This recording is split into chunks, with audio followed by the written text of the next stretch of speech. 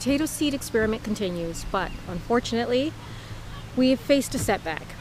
3 of the potato plants, the last 3 we planted, did not make it through that heat wave that we had. It was just too hot, and they had just been recently planted.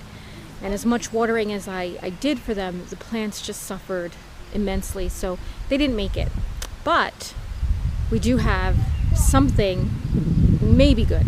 This was what we got from the reddish or that pinkish purple potato plant.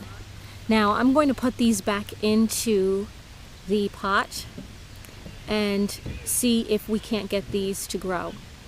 If we can get them to grow, then that means that we'll get potatoes later in the year, but because they're in containers, I can always bring these containers back inside the greenhouse to allow for more growth time. So I'm gonna put these back in, and we're gonna hopefully get something still from these 4 potatoes. This is what we got from the lilac pink potato, were these 2. And again, I'm gonna put them back in, lightly cover, see if we can get them to sprout and grow for the winter time. So these are the purple and white potatoes, and we're going to put these back in as well. So we had just planted the last 3 plants right before the heat wave came, so it could have just been that they were too young, too small, too immature to really deal with such intense heat. So we will see what happens. The good thing is that they did grow very tiny tubers. So we replanted the tubers back into the pots, and we'll see if we can get them to grow in time for the winter. My observations on the other 3, this one doesn't have as severe of bug damage. Looks like just a little bit, but seems to be growing a lot steadier. No flowers or anything. It is getting bigger, so we'll see what happens with it. But unlike these 2, which have suffered major amounts of pest damage, this one has suffered a lot of pest damage, and this one has suffered a lot of pest damage also. But we'll see how well the potatoes themselves do. But that's the update on the true potato seed. I'm going to head into the front garden now and see what's going on, see if there's anything that needs to be taken care of and addressed, and maybe harvest some. So tomatoes are doing good. Yesterday when I was putting the twine up again, I bent a tomato, unfortunately. But I put the next 2 layers of twine. I have to tighten some of it. You can see back there it's loose. So I'll come back in tomorrow probably, because I've got some time, and I will tighten that up. This pole here is loose, and I'll have Rob come in and hammer it in a little better, because it might need him to hammer that down a little harder. And I'll also tighten the twine up there as well. Little tomatoes. Got little tomatoes growing. Broccoli is doing great. I'm probably going to take the netting off soon, because I think we have solved, at least for now, the issue with the rabbit. But I'll keep an eye on it. I'll keep this on for a little longer, just to keep observing and making sure. Chard's growing nice and big. We've been eating that. We've also been taking some of the leaves from our cabbage, the outer leaves. Cabbage is starting to head up, you can see. Can't wait. Soybeans, the lima beans, and the flageolet beans are all growing. We're probably going to start planting things down the middle of these aisles Soon, same thing will happen over here with these beans. Carrots will go, but because these are tighter, it looks like I'll probably put a row of carrots there, one here, and then one down on that side. And we'll put netting over the whole thing when the carrots sprout. And again, as soon as the beans are basically done, which would be right around the time that the carrots have started to sprout and get a little bit bigger, we will cut the beans all off at the soil level and compost the plants.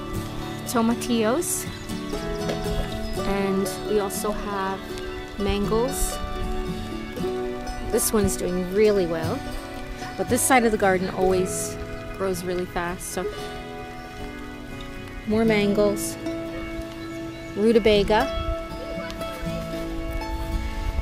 It's supposed to be perpetual spinach, which is a type of chard, and it's our first time growing the perpetual spinach. It's very small. I'm waiting for it to get bigger. Right here we have the kohlrabi, and see if I can get in good and close. It's starting to bulb up, so we will pull the kohlrabi soon. So we'll start eating this kohlrabi as it bulbs up, but in about 2 to 3 weeks, whatever is left will get pulled and we'll eat the greens, because this part here is slated to be for fall vegetables, so it'll either be carrots, turnips, or beets. Probably carrots or beets, since this is a brassica and turnips are a brassica. Hi, little ones.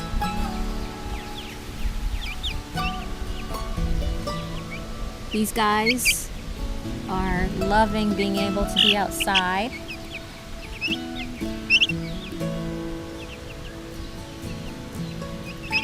We're going to move their circular fence over after we bring them inside today, so that they are on some fresher grass. So let's head to the back garden and see what's going on there. We've let our asparagus burn out. Started to tie it up already. You can see in there I tied those together, and I'll have to tie the rest up too, because they will fall all over the place if you don't tie them up. Our flax is flowering. It's looking so lovely. Hopefully we get a lot of flax seed this year. I actually like the way it looks. It's so pretty. I am contemplating tilling up more space to grow more of this, because I really like those flowers. They're so pretty. Pumpkin plant is doing really good. Artichokes doing really great. That one got hit by the seed head of the rhubarb falling. But they look good. I'm guessing that they're supposed to be about at this point. I'm hoping that they'll grow nice and big. Apples are looking so nice. I'm so excited. Wasn't expecting to get any apples this year. So I don't like the gutter system. I like it and I don't like it, because it does well for certain strawberries, but it does not give you, I don't think it gives the amount that we could get. I don't think we get as good of a harvest. So I think that it's just, no matter how many holes we drill into the gutters, I don't think that they drain properly enough in the fall or through the winter, and I think that we lose too many plants. So the Mara de Bois and the pine berries seem to do really well in the gutters. I may grow those in the gutters next year, see if they do a lot better, and then take the June bearings for sure. This fall we're going to build a raised bed. Not sure where that's going to go yet, but we'll build a raised bed similar to the cranberry bed, and we will put all of our June bearing strawberries in there. Got one? Mm-hmm. Got it.